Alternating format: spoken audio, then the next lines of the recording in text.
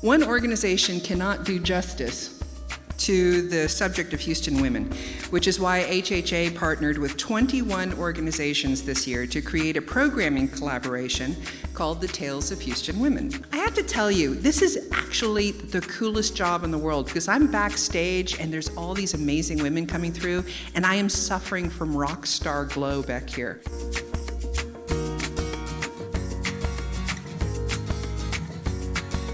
I'm going to talk about the women from the past on whose shoulders we stand today.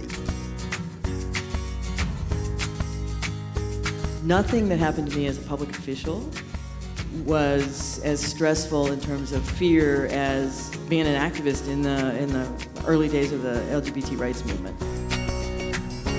Started out under the church and with my pastor. And I think my pastor quickly learned that she probably don't need to be associated with the church because I was a little disruptive in how I approached things. My counselor was not very encouraging. He said, mostly women like you, Gracie, stay at home. You have children. And education should really be for the male. The option of anything else wasn't allowed in my household. So all I knew is that you made straight A's, you studied, because that's what was expected. The saying was, when you educate a man, you educate an individual. When you educate a woman, you educate a family.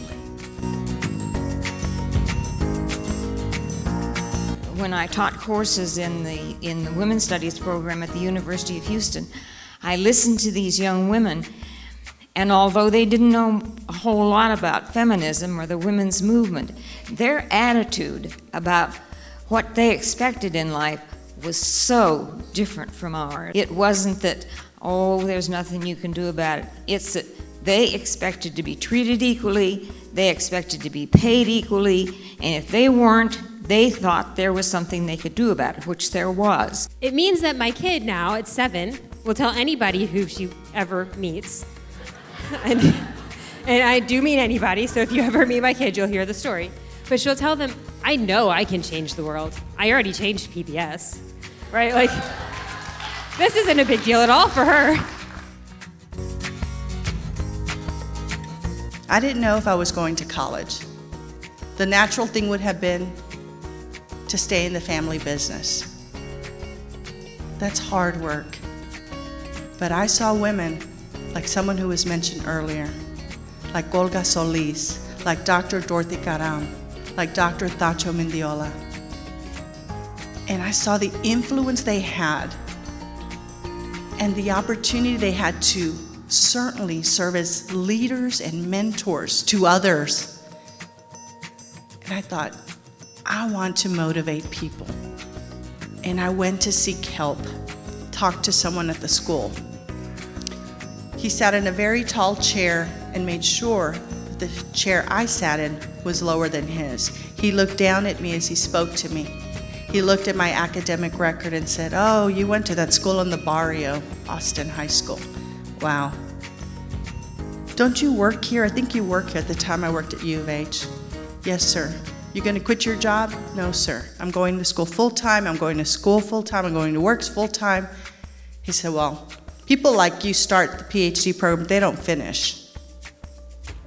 I wrote a note on my straight A's that I received every semester that said, just thought you'd like to know how the girl from the barrio is doing. Slid it under his door.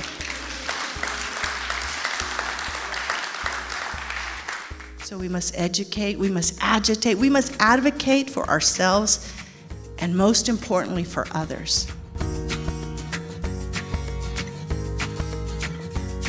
It's been great. It's been fascinating hearing these amazing stories of the women who brought Houston to where we are today, the kinds of struggles they had as compared to the kinds of things that we're coping with today. Everyone on that stage today who's speaking they're fearless people who've made a difference, who've made change, positive change in our community, and still keep doing that today. A lot of women especially don't have people like this in their life to tell them that this is something possible.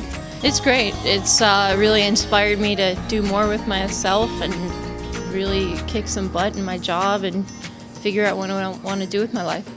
I really enjoyed this, and this is my first conference, and I will be back again. Honestly, my biggest takeaway is that everybody's different. Everybody has their own stories, everybody has their own experiences, and you can't really judge a book by its cover.